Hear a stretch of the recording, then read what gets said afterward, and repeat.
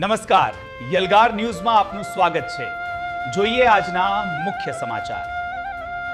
છોટાઉદેપુર જિલ્લાની બોડેલી નગરપાલિકામાં આમ આદમી પાર્ટીએ ફોર્મ ભરવાની શરૂઆત કરી, જ્યારે બોડેલી નગરપાલિકાના 7 વોર્ડમાં 28 ઉમેદવારો સામે આમ આદમી પાર્ટીને 16 ઉમેદવારો જ મળ્યા છે। બીજા ઉમેદવારો મળતા નથી। જ્યારે આમ આદમી પાર્ટી દ્વારા સત્તાધારી પાર્ટી ઉપર આક્ષેપ લગાવતા જણાવ્યું કે જ્યારે ગ્રામ પંચાયતના શાસનમાં ભ્રષ્ટાચાર ચાલતો હતો, તેમાં લોહાણા સમાજની વાડીમાં સંસ્થા દ્વારા શૌચાલય બનાવ્યું હતું, પરંતુ તેના ઉપર ગ્રામ પંચાયતના સત્તાધીશો દ્વારા ગ્રામ પંચાયતની તકતી મારી દેવામાં આવી હતી, તેનો હોબાળો મચ્યો હતો। જ્યારે અનેક સમસ્યાઓથી બોડેલી નગરપાલિકા ઘેરાયેલી છે અને લોકોની સમસ્યા ઉકેલાતી થતી નથી।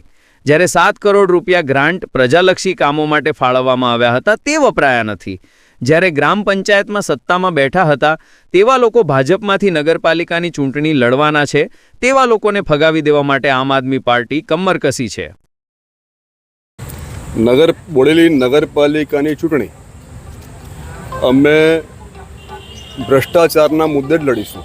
એનું કારણ એક એવું છે કે જ્યાં સુધી બોડેલી ગ્રામ પંચાયત હતી, અલીપુરા પંચાયત હતી, ઢોકલિયા પંચાયત હતી અને ચાચક પંચાયત હતી, એમાં બધી જ પંચાયતોમાં ભાજપ સમર્થિત જ બધી પંચાયતો હતી, ભાજપ સમર્થિત જ બધા માણસો હતા।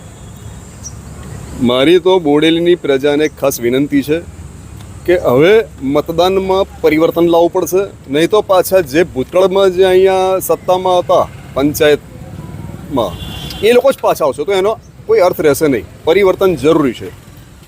બીજા નંબરમાં હું ભ્રષ્ટાચારનો એક રિસન્ટલી નમૂનો આપું છું, એક્ઝામ્પલ રજૂ કરું છું। અત્યારે મારી ઉમેદવારીનું કારણ એક મહત્ત્વનું એ છે કે જે જલારામ મંદિરમાં હું પ્રમુખ છું, ગત ઓક્ટોબર 2025માં અમારા સમાજના ખર્ચે, અમારી સંસ્થાના ખર્ચે જે ટોયલેટ બનાવવામાં આવેલું, એની ઉપર જો ભારતીય જનતા પાર્ટીના શાસનમાં જો સરકારી તકતી મારવામાં આવતી હોય તો આનાથી વિશેષ ભ્રષ્ટાચારનું સર્વોત્તમ ઉદાહરણ કયું?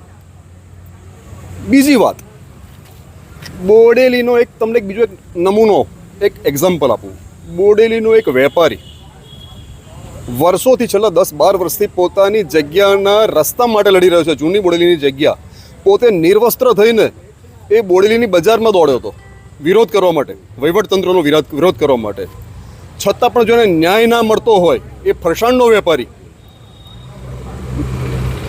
સારા ઘરનો વેપારી, બ્રાહ્મણ ઘરનો વેપારી, અને જો એને ન્યાય ના મળતો, એને નિર્વસ્ત્ર થઈને દોડવું પડતું હોય બોડેલીની બજારમાં, તો ભારતીય જનતા પાર્ટીના શાસનમાં કંઈ નથી।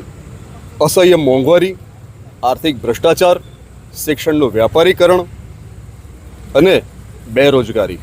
નગરપાલિકાના શાસનમાં 7 કરોડ વપરાય નહીં। 7 કરોડ વપરાયા નથી, એના માટે જવાબદાર સરકારશ્રીના પ્રતિનિધિ અને દૂરંદેશિતાનો અભાવ, એ સિવાય કંઈ જ નહીં।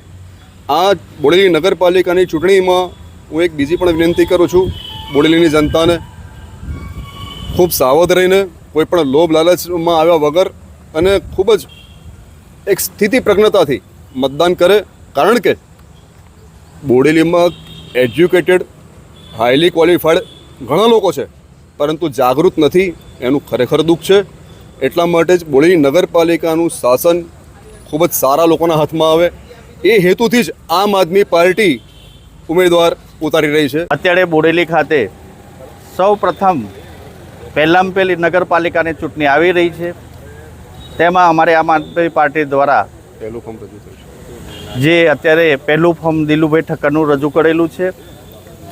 અને હું બોડેલીની પ્રજા, જે સજ્જન પ્રજા, જે શિક્ષિત પ્રજા છે, એને કહેવા માગું છું કે ભારતીય જનતા પાર્ટીનું સૂત્ર હતું કે ભય, ભૂખને ભ્રષ્ટાચાર દૂર કરીને પારદર્શક વહીવટ આપીશું। 30 વર્ષ સુધી તમારો વહીવટ પબ્લિકે જોઈ લીધો છે, એટલે જ અત્યારે આમ આદમી પાર્ટી દ્વારા અમે જે સજ્જન શિક્ષિત વ્યક્તિઓને અત્યારે જે ઇલેક્શનમાં ઉતારેલા છે, કારણ કે અમારે પરિવર્તન કરવું છે, પબ્લિકને પરિવર્તન જોઈએ છે, એટલે અત્યારે નગરપાલિકામાં અમે અમારા આમ આદમી પાર્ટીના ઉમેદવારો ઉતારી રહ્યા છે। અને આગળ જે તાલુકા પંચાયત અને જિલ્લા પંચાયતની જે સંખેડા વિધાનસભાની તમામ સીટો ઉપર અમારા આમ આદમી પાર્ટીના કાર્યકરો જે અત્યારે ઉમેદવારી કરી રહેવાના છે, માત્ર અમારો એક જ ઉદ્દેશ છે કે અમારે સિસ્ટમ બદલવી છે, ભ્રષ્ટાચારને દૂર કરવું છે. જે એમનું સૂત્ર હતું એ સૂત્ર અત્યારે ઊંધું થઈ ગયું છે, એટલે એ સૂત્રને અમારે અત્યારે ઊંધું ફેરવવા માટે, સિસ્ટમ બદલવા માટે અત્યારે આમ આદમી પાર્ટી ઉમેદવારી કરી રહ્યા છે.